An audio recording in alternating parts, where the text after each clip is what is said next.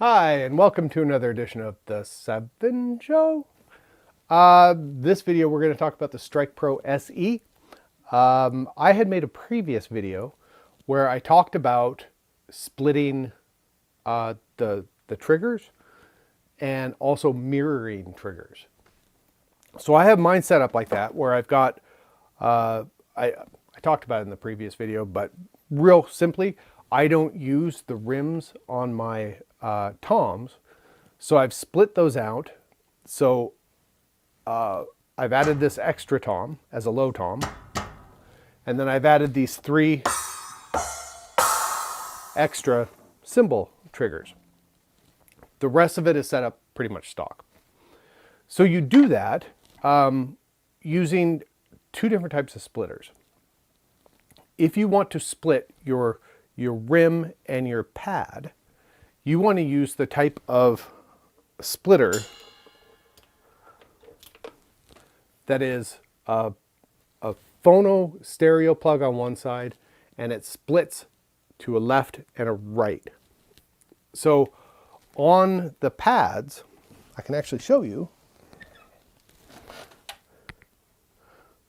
This is one of my toms.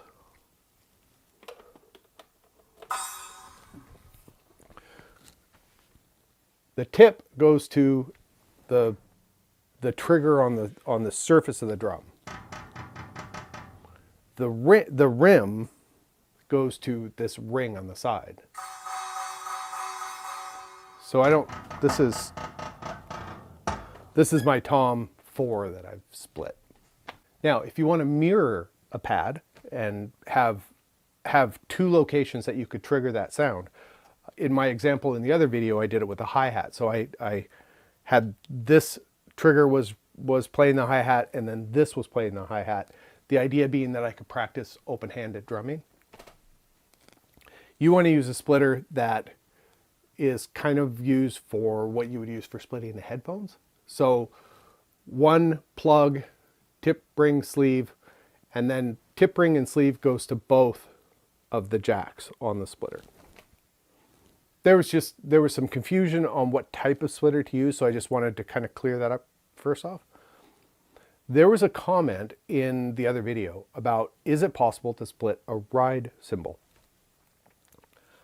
I replied back that probably. I don't see why you couldn't, but I do know that at least with the Alesis SE module, there are 2 cables that go to the ride cymbal. And after a little bit of tinkering, what it is they're labeled Ride 1 and Ride 2. And 2 cables go out to this, both stereo. Ride 1 controls the bell. It's not plugged in because I'm playing it. 1 goes to the bell, 1 goes to the surface. On the 2 cable, it goes to the edge and also the choke pad. It seems like that's all that second cable is doing. So if you just wanted the bell and the surface, and you have a 2-zone cymbal trigger, you should be able to do it. So let's try that on this one. So I'm plugging my mirroring, my headphone type splitter, and I'll plug. This is the cable that goes to Ride 1.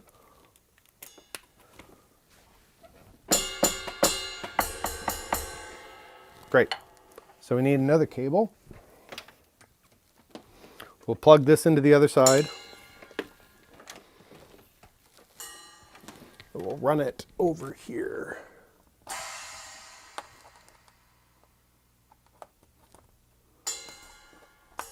Great.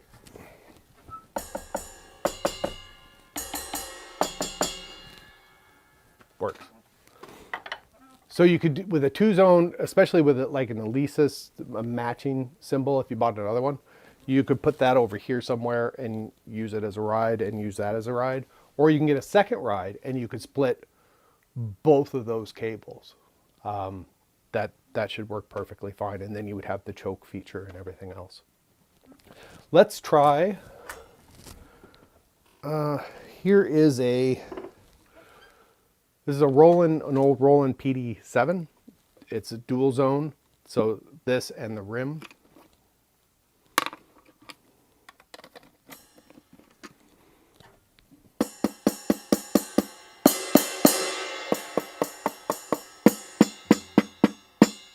There's the bell. Bell is on the rim on this one.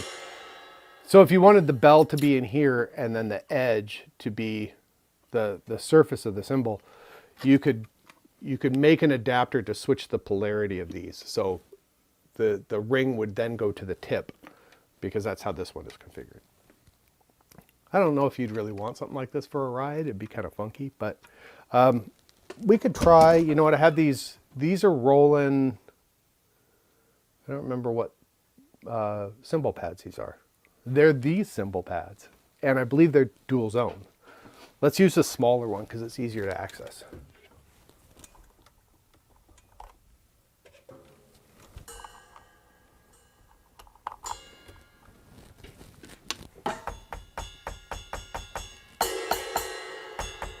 So on this one, it's the same thing, whereas the tip of the connector goes to the edge, and then the surface goes to the ring.